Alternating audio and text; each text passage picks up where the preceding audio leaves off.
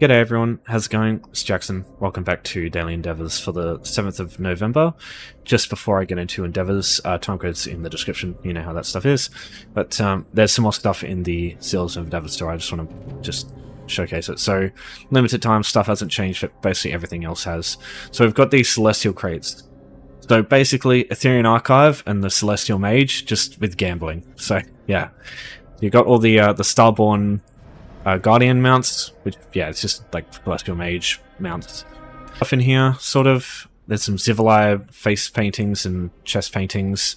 You got some, you got a Mage Celestial robes. You've got like the dungeon styles as well, Stags of Zen and Fanglair style. These are both DLC dungeon styles, and yeah, they're both fairly old, so they're not that expensive anymore, but it can be kind of painful getting them though sometimes, because they're both relatively long DLC dungeons. And you got some other stuff. Just a word of warning, don't look at the impish epidermis after you've just eaten, because you'll probably fucking throw up just how bad your character tends to look with that.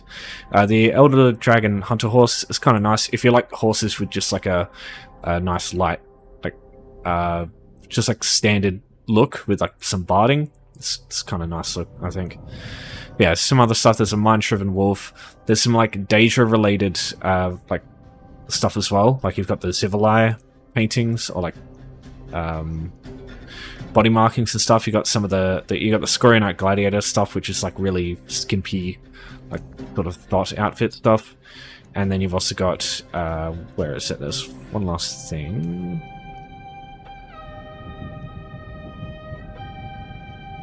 What was that? Oh yeah, Azure Eyes. So you got one of you got like the blue eyes, glowing eyes one. Yeah, take a look at this stuff if you want. It'll be around for 2 weeks, so you've got plenty of time. And yeah, the other one I think is the 20th of November it comes out until early December. So yeah.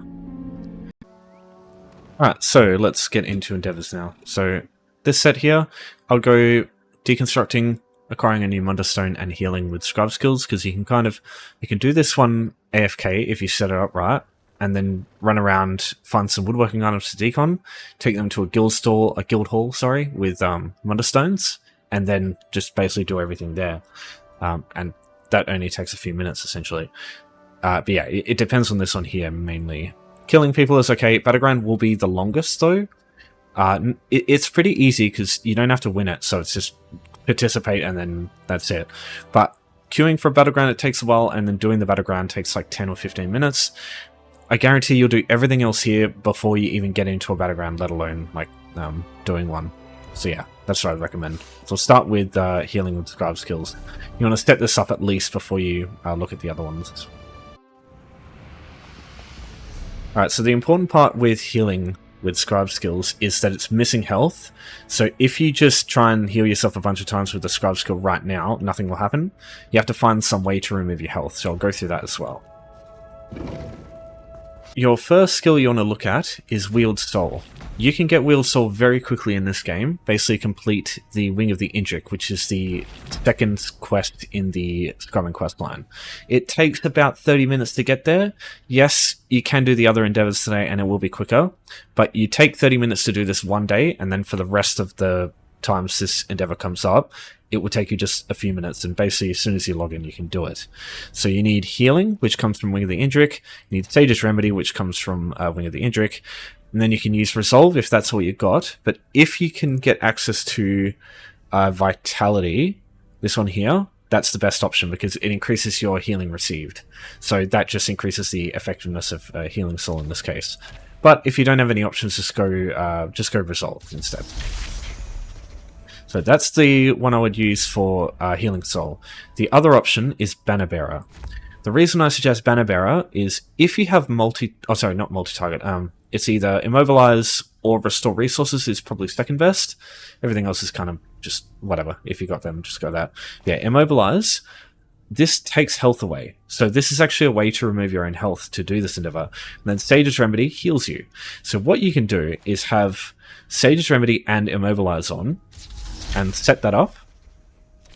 And now, Banner Bearer, if it's active with this setup, will just naturally get this endeavor done slowly over time. Now, if I just sit here like this, you can see at the bottom left, it's just progressing it and I'm not doing anything. So I can just go, you know, I can go get some lunch, I can go vacuum my room, whatever the hell I want to do, whatever the hell you want to do. And while that happens, you can just slowly progress the endeavor. Or while you're doing the other stuff, you can just have that active. You just have to be aware. If you activate it and then go onto the other bar, it removes it. It has to be on both bars if you want to do it that way.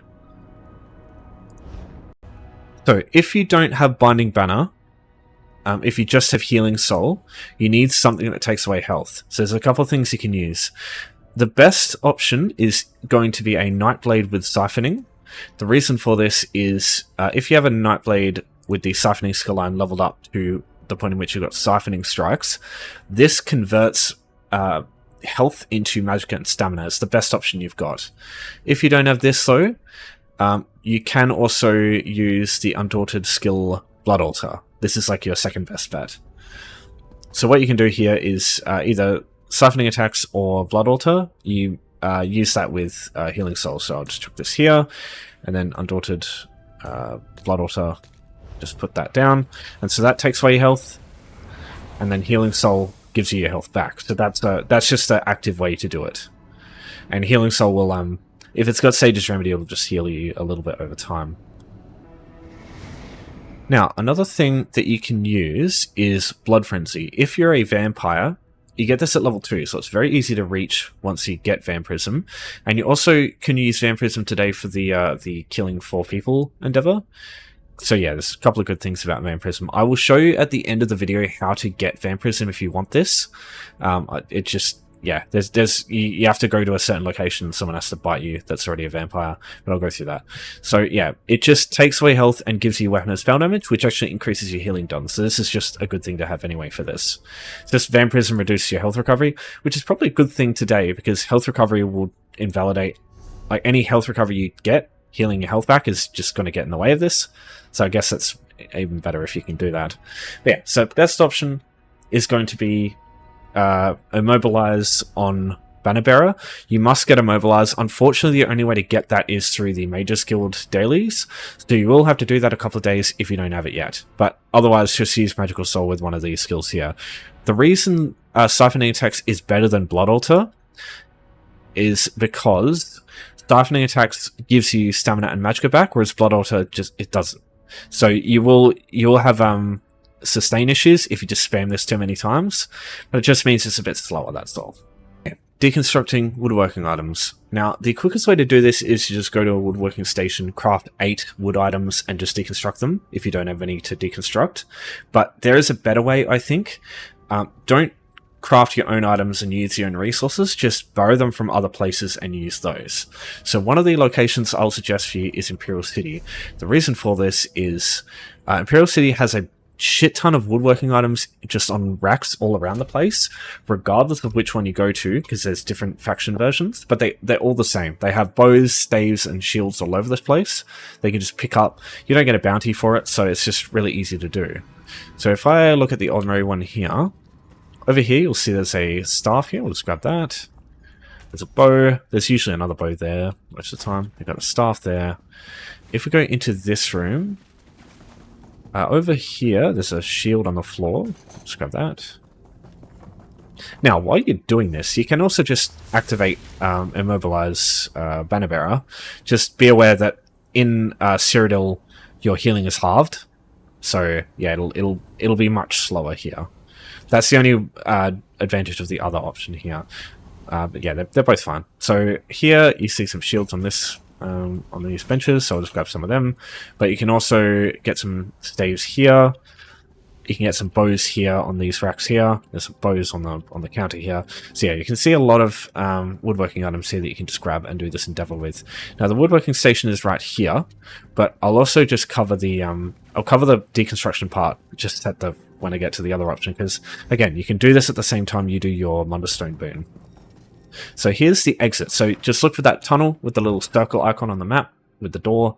That will take you back to wherever you came in from last. So I think we were in the Scalarian there, but it just took us back to the Wayshrine after after that, so that's fun. Now, the other good option here, you can go into the houses in Auradon, Vulkhel Guard, and just grab any of the stolen items that are like staves and shields and stuff. But you could also use White Gold Tower, because White Gold Tower has a shit ton of shields all along the floor. Sometimes you'll have to come in here, grab stuff, leave, and then do it again.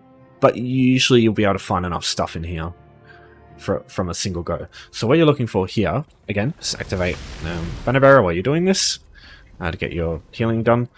But you just want to look at these skeletons. Unfortunately, we are looting the dead here, but they aren't going to be needing this stuff anymore. So let's grab this shield. And yeah, same thing. So grab the shield there. You've got a shield here. Shield on this one. Shield there. There's a shield on here. Sometimes there's a shield on that one. Through here, there's a shield on this body as well, most of the time. This one here. And when you enter this trophy vault, it's the same thing. So you come in here, there'll be a bunch of shields and bows on these tables here. So there's a bow over here as well. And then you've also got some gold. So you might as well grab the gold while you're here. It's not much, but yeah, it's free gold. Why not? So yeah, now that you've done that, just if you don't have enough items, all you got to do now is just leave. I mean, you leave either way, but once you leave, you'll be taken back to the Wayshrine. There was a shield on the floor that I missed just there. But yeah, when you go back to the Wayshrine, just literally travel in again, and everything should reset. You should find some more shields and staves. Or not staves, just mostly shields there. And yeah, you can just do the same thing. Just deconstruct those shields, and it'll work. And they're not stolen, so nobody will give a shit. Now, if you need that DLC, it's Imperial City. It's a DLC dungeon set, but it's free. It's been free for ages, so everybody's got access to this. So those are the two ways. Now, we want to deconstruct this stuff. We also want to get a Mundus Stone Boon. So I'll show you guild halls. I suggest getting one of these from home tours. I'll go through that too. But yeah, guild halls. Try and find one with some Mundus Stones in it, and that way you can do both of these at once. There's not going to be that many guild halls that have Mundus Stones because they are super expensive. So what you do is when you get in, just look around and you'll see usually they have like a dedicated area for their Mundus Stones. This one here, for example, has them over here. So you can see all the Mundus Stones here. So I'm just going to go ahead and grab any of them, 7 in this case, and then I'll go get one of the other ones that I had before. So this is really good because usually people put all the Mundus Stones in one location. If you're a good guild hall owner, you'll put them all in the same location. But now, because they're all close to each other, if you do this outside of a guild hall, you know it's pretty easy too. But it will take more time because you've got to go find a Mundus Stone like this one, for example, the lady. And then if you had one before, like most people are going to have the thief. The thief is nowhere near the lady Mundus Stone in this case, so you'd have to go to East March again and just go to the thief over here. Whereas this option here, you can just grab one and grab the other, go back to your business. And now that we've done that, we can just go over and deconstruct our woodworking items. So just go to deconstruct here, and we'll do this while we have the Banner Bearer ability active. So there we go, that's deconstructing done, and we're just slowly getting the healing and scribe skills done at the same time. If you just have this active while you're going and running around like this, you will probably have it done by the time you deconstruct your items or do your Mundus Stone. And then if you need to, just use the other things, healing soul and all that.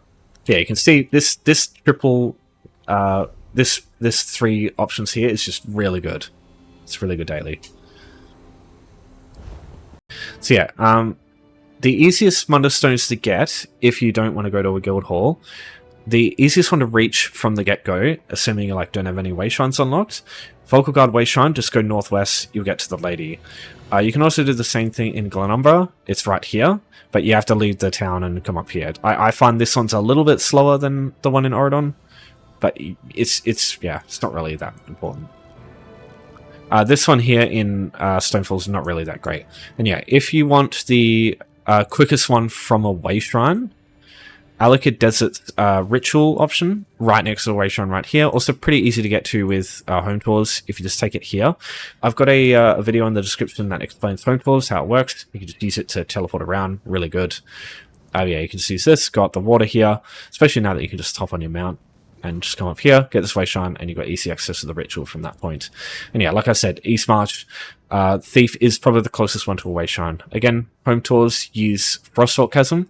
Just come down here, southeast, and just get this way shine. Easy from there. Alright, so now the last option. We're looking at killing people. We literally just had this, but I'll just go through this again. I'll make sure I include the whole Vampirism how to get it thing, because I didn't last time. So, firstly, just check, make sure Prevent Attacking Innocents is turned off, because if you have that active, you won't be able to do this. So people with this white outline are considered to be, quote, people, unquote. You can't kill, like, enemies, unfortunately. It must be innocent people. Yeah, like I said, a fine day for murder the other day. So this person here, probably not a good idea because they're surrounded by people, but if she was over here, you could kill that one. Auradon is probably one of the best places if you don't have access to many other places. The only issue is everybody else knows it's the best place. They're all going to be doing the same thing. So you might come through here and all the people will be dead because someone's come through here and killed them all. But basically, there's some people out there that are easy to kill without getting spotted. And there's a lot of acolytes around here that are easy to kill without getting spotted too. But you can see all of them are dead right now. So I can't really use that. But yeah, what you can do is you can come over here and check all these ones too. Sometimes these ones will be alive and the others are not. So this person here, for example, is still alive. Now, if you try and kill these people as fast as humanely possible, like, you know, without other people seeing, unfortunately, there's no way to do it without getting a huge bounty. Like, even if you one-shot them, just like, yeah, I'm pretty sure even if you use like snipe and it one-shots them with like massive stealth boost damage and shit like that, you still get a bounty. The only two ways I know of to do this without getting a bounty at all is to use Vampirism or the Blade of Woe, which I just realized I don't have either. Yeah, those are my two suggestions for you. Because what happens is you'll go up behind people. Actually, you know what, I'll stop to my other character so I can show you. There are two options. Oh, this person doesn't have fucking Vampirism either. What am I doing? So, your two options for killing people silently is Vampirism, which I think is better because it can hit people from, or it can kill civilians from further away without getting like too close to them, which can make it easier to do it without getting spotted, which is going to be an issue. The other one is Blade of Woe. So Vampirism is base game because you can get someone to infect you with Vampirism, but it does come with some negative effects that will constantly be active on you. Because yeah, with Vampirism at base, you get lower health recovery, more flame damage taken, extra costs. That's the extra cost thing is probably like the worst part of it, in my opinion. But yeah, just stage 1 Vampirism isn't too bad though. I usually have that on one character at a time because there are some things like Blood Frenzy that are really handy that you can have. With Dark Brotherhood, you get this by it comes from the Dark Brotherhood DLC, but you don't need the DLC to use it. Once you've got this skill line and have this passive here, you can use this without having the, like with just base game. So if you got this when the ESO Plus free trial was around, you can still actually use this. So yeah, this one you can just use without any Vampirism-based negative effects. But yeah, I still prefer Vampirism because you can hit people from further away. You'll find using Auradon for this endeavor, like Vulkhel Guard specifically, can be a bit of a pain, especially at prime time, because everybody else comes here to kill all these acolytes around the place. If you do want to use this and it's quiet, definitely give it a try. I'll put in the description an Imgur post which has what I think are like all the good targets. I'll put them in like blue crosses, and then there'll be red circles to indicate where there are guards, which you should avoid those areas. Because even if you have a bounty, as long as you don't stay near the guards, they won't give a shit as well. But if you can, you want to get access to other places which have civilians, especially in like just the places that nobody else is going to go to. Like for example, if I went to the Rift would be okay, but also like Nemolton over here or Shaw's Stone, these places have civilians that may be a better option for you to kill, just because there's so few players that tend to visit these areas, especially players with the intent to kill. you'll probably get here and just have plenty of civilians that you can just kill without getting spotted. And you'll be surprised how close you can be to other, like in the vicinity of other people, for you to still be able to kill civilians without getting spotted. But you do want to be a bit careful always. Alright, so I've arrived in Nimmelton. Just see if I can find some people to quickly convert into Endeavor Seals. Here we go. This is why I like Vampirism, because you can get people from further away. Like, there's less, like, setup for it. You just jump straight in and get someone. Probably go with Hjalmar over here. I want to make sure he's over here. I think that should be okay. Should be able to line of sight. Yeah, there we go. Alright. Yeah, you get the point. Pretty straightforward. And again, home tours is your best friend for something like this, because you can use these houses to just get to these locations without needing to travel with boat swings and shit all over the place. You can just use the home tour houses to teleport. So yeah, just look for places like Narcissus as well. House right there. Maybe Teldaic Fortress. I think that's the other place with normal people. I'm not sure though. I can't remember. But yeah, there's heaps of heaps of zones you can go to with that sort of thing. Bankrai, you can look at Hull and Stand if you've taken it already. Or it's Evermore. I don't know what the other location here is. Yeah, whatever. You get the point. So just look around for any of these things that have they have like a highlighted section when you look over them on the map. Anything like that. It's usually got lots of civvies that you can kill. There's another good one over here. Alright, so lastly, I'll just cover how I would go about getting Vampirism. So obviously you need to ask someone. So if you're in a guild, my advice would just be go into the guild and ask if anyone has a vampire that they can spare to bite you. But if not, you want to go to the areas with the shrines and like just ask in zone if anyone's got a vampire bite. That's usually the other way.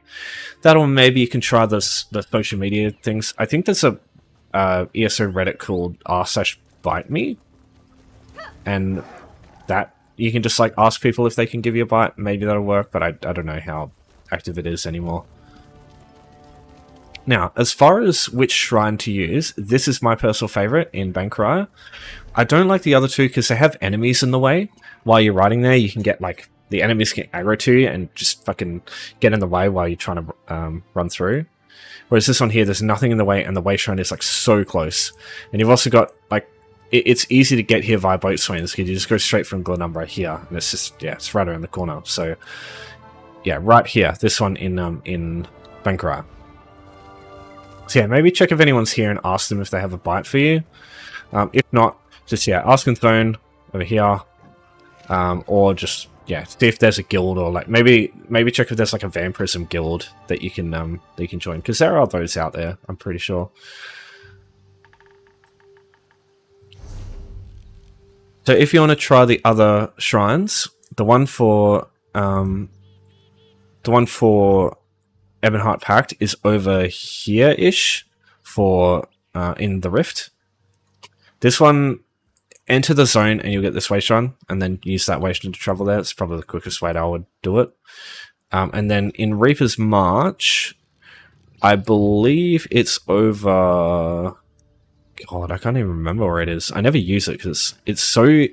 like, it's such an inconvenience getting there. I'm pretty sure it's around this guy.